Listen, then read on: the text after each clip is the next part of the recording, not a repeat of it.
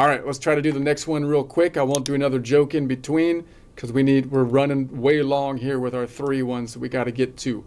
So this is a 10 note away minor 7.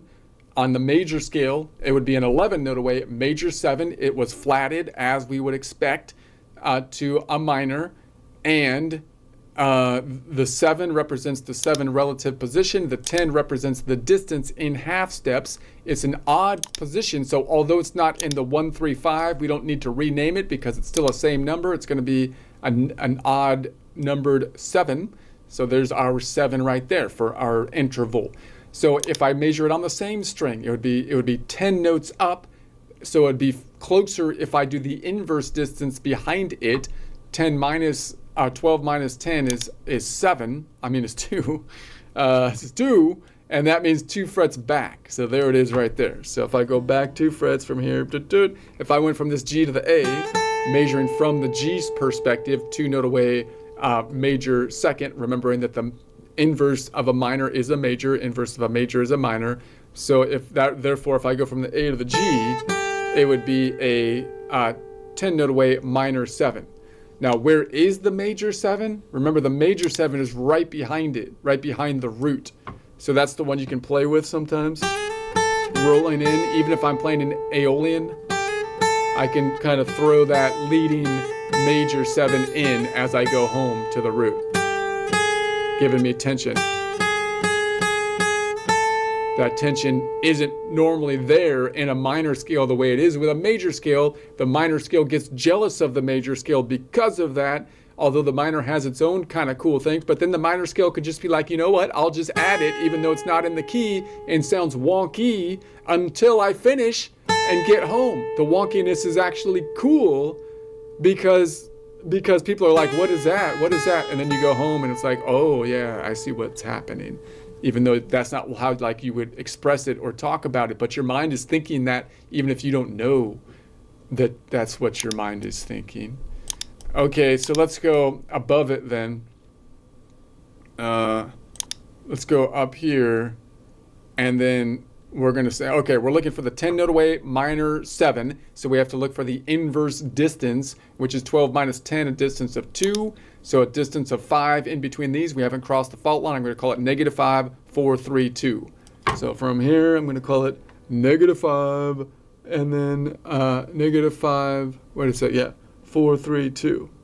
From top to bottom, G to A. From the perspective of the G, it's a 2 note away major second. From the perspective of the A, bottom to top, it's a 10 note away minor 7.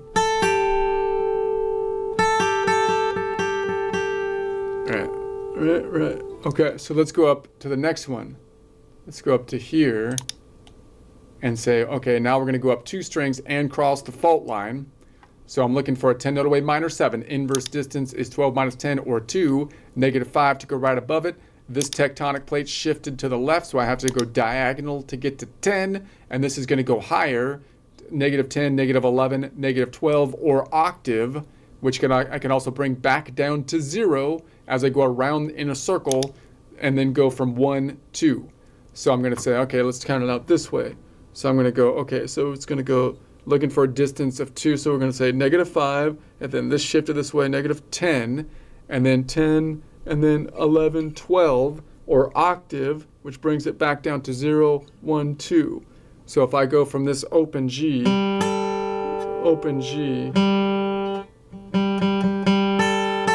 to the A, that would be a 2 note away major second from the perspective of the G. From A to G, from the perspective of the A, would be a 10 note away minor 7 then. So if I go up 2 strings, then the 10 note away and cross the fault line, the 10 note away minor 7 will be 1, 2, 3, 4, 5 frets back. But I wouldn't cross the fault line if I started on the G or the D string. So if I started on like this A, for example, and I went up 2 strings to this G, it would be here. So look at my root position would be here, and then down here from the perspective of the root position, the tectonic plate shifted to the left. So that means the distance is going to be longer if I have to cross the fault line. So the general rule is if I go up 2 strings, the 10 note away minor 7 will be 1, 2, 3, 4 frets back unless I cross the fault line, which would happen on the B or the E string, the bottom 2 strings, in which case if I go up 2 strings and cross the fault line, the 10 note away minor 7 will be 1, 2, 3, 4, 5 frets back, back, back, back, back, baby. 5 backs. All right, let's go to the next one up. Okay, so now we're going to go up 3 strings and cross the fault line, looking for a 10 note away minor 7. Inverse distance is 2, looking for a distance of 2. So this is going to be 5. This fault line shifted to the left, so I have to go diagonal to get to 10, then straight up to get to 15. There's only 12 notes in the musical alphabet. 15 minus 12 is -3. Going this way brings us back, or increasing, in this case towards 0. -3 plus 1 is -2. Let's do it from this A. So 5, and then this shifted this way, 10, and then 15. 15 minus 12 is -3. Going this way brings it less negative, -2. So from the bottom to top, or from the perspective of the G, top to bottom, it would be a 2 note away major second. From the perspective of the A, bottom to top, would be a 10 note away minor 7. So if I go up 3 strings and cross the fault line, the 10 note away minor 7 is on the same fret, but I wouldn't cross the fault line if I was on the G string. So if I was here and I went up 3 strings, it would be here. So you can see what happens from the perspective of the root position. If I move it where I have to cross the fault line, this tectonic plate shifted to the left from my perspective of where I'm measuring from. So that means that the general rule is if I go up 3 strings, the 10 note away minor 7 will be 1 fret forward unless I cross the fault line, which would happen if I start on either the bottom B or E string, in which case if I go up 3 strings and cross the fault line, the 10 note away minor 7 will be on the same fret. Okay, let's go to the next one. We're getting a little tired here. I'm not tired. I'm not tired. 1, 2, 3, 4, 5. Being tired's for wussies. I could do this all day. All right. I got my matcha, the green tea, matcha. So I'm out of coffee. I got matcha. I like matcha though. It's a good break. Even if I had the coffee, I would drink it. But I need my coffee because someone stole my coffee, which is kind of annoying. A little problematic. My coffee is necessary. That's where I draw the line, man. That's where I draw the line. You take my glasses and I run around blind, running into walls, that's bad enough. But you take my coffee, the line has been crossed. The price has, okay, where was I? See, if I had coffee, okay. 10 note away minor 7, inverse distance is 12 minus 10 is a distance of 2. So we're going to say -5, and then this tectonic plate shifted, so -10, and then -15. 15 minus 12 is -3, plus another 5 is -8, and then going towards 0, -8, 7, 6, 5, 4, 3, 2. Okay, so looking for a distance of 2 from here, so -5, and then this shifted this way, so -10, -15, 15 minus 12 is -3, plus another 5 is going to be -8, -8, 7, 6, 5, 4, 3, 2. There's the G. So from that G to this A would be a 2 note, from the perspective of the G, it's a 2 note away major second, but from the perspective of the A, bottom to top, it would be a 10 note away minor 7. So that means that if I go up 1, 2, 3, 4 strings and cross the fault line, the 10 note away minor 7 is going to be 1, 2, 3, 4, 5 frets forward, and I'm always going to cross the fault line if I go up 4 strings, because I can't go up 4 strings without crossing the fault line unless I'm thinking about going around the top of the tar, which you can think about, but we're not doing that now. Let's go up all the way up 5 strings. Now, if I go up 5 strings, I'm probably going to cheat or use my convention. It's not really cheating.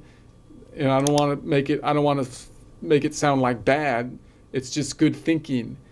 So we're going to say if I go forward, it would be 10 on the same string. So if I go 12 minus 10, the inverse distance would be 2 frets back. And if that's the 10 note away minor 7 here, it's also the same up top because it's the same note on the top string, but I could count it out, in which case, once again, I'm looking for the 10 note away minor 7, have to find the inverse distance. 12 minus 10 is 2, so it's 5 to go above it. This tectonic plate shifted to the left, so I have to go 10 this way, and then 15. 15 minus 12 is negative 3, plus another 5 is negative 8, and then this is the only time we have to add another 5 if I go a distance up here, which would be 5 plus 8 is negative 13, and then I could bring that down. 13 minus 12 is negative 1, and then negative 2. Okay, makes perfect sense.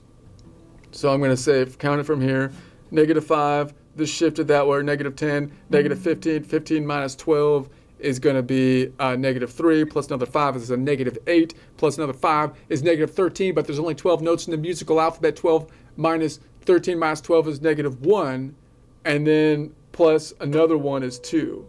So then if I go from this G, the perspective of the G, top to bottom, that would be a 2 note away major second. Bottom to top, therefore, would be a 10 note away minor 7. So therefore, if I go up 5 strings, I'll always cross the fault line unless I think about going around the top of the guitar, in which case that means that the 10 note away minor 7 will always be 2 frets back. Now remember, as we think about this string down here, you can always kind of go around the top of the guitar and imagine it's going to be the same notes up top.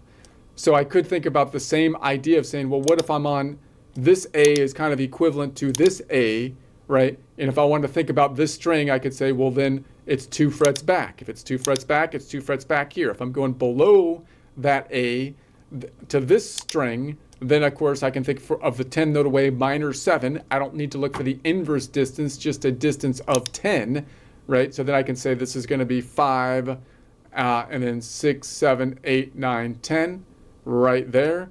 And so if I count it out from here, so 5, 6, 7, 8, 9, 10, dun-dun. So top to bottom would be a 10 note away minor 7, which means, of course, bottom to top from the perspective of the G this time would be a 2 note away major second, and that would be the case. So that would be the case unless I cross the fault line, just to see it from below, because since we're on the bottom string, we're never going down. So I just want to touch on that perspective. If I go below the string, then of course I don't need to look for an inverse distance of 2, but just the distance of 10.